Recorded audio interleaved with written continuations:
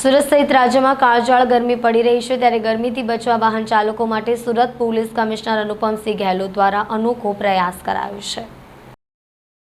ગુજરાતમાં ગરમી સતત વધી રહી છે। અનેક લોકો અત્યારે કાળઝાળ ગરમીનો ભોગ બન્યા છે। નોંધનીય છે કે અનેક શહેરોમાં તો અત્યારે ઘરની બહાર નીકળવું પણ અઘરું બની ગયું છે। સુરતની વાત કરવામાં આવે તો સુરતમાં કાળઝાળ ગરમીથી લોકો પરેશાન થયા છે। એટલું જ નહીં, પરંતુ આગ ઝરતી ગરમીને કારણે કુલ 10 લોકોના મોત થયા હોવાનું પણ સામે આવ્યું છે। આ વર્ષની ગરમી જીવલેણ બની ગઈ છે। મળતી વિગતો પ્રમાણે સુરતના વરાછા, વેસુ, પાંડેસરા અને ચાંપા વિસ્તારમાં 10ના મોત થયા છે। હાલના તબક્કે આગ ઝરતી ગરમીમાં રસ્તા પર વાહન ચલાવવું ખૂબ જ મુશ્કેલ બની ગયું છે। આકરા તાપમાં શહેરના ટ્રાફિક સિગ્નલ ઉપર ઊભું રહેવું પણ ભારે મુશ્કેલીઓ પડી રહી છે। ત્યારે ગરમીથી બચવા વાહન ચાલકો માટે સુરત પોલીસ કમિશનર અનુપમસિંહ ગહેલોત દ્વારા અનોખો પ્રયાસ કરાયો છે। દરેક 4 રસ્તા પર ગ્રીન મેટ બાંધવામાં આવ્યા છે। ટ્રાફિક સિગ્નલ પર ઊભેલા લોકોને આંશિક રાહત આપવા માટેનો પ્રયાસ કર્યો છે।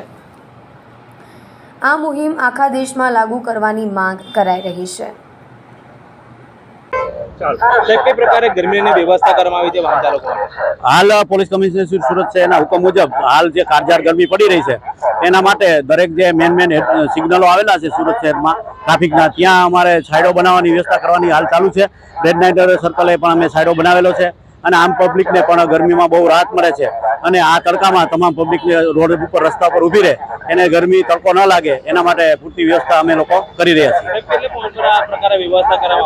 સુરતમાં અલગ અલગ પોઈન્ટ ઉપર થઈ છે। મારે અહીંયા રેડ લાઇટ સર્કલ છે, પછી આગળ સિકોતર માતા છે, પછી પ્રજાપિતા છે, બધી અલગ અલગ ત્યાં શ્યામ મંદિર છે, બધા જગ્યાએ આવી વ્યવસ્થા અમે કરવાના છીએ। કામગીરી ચાલુ છે।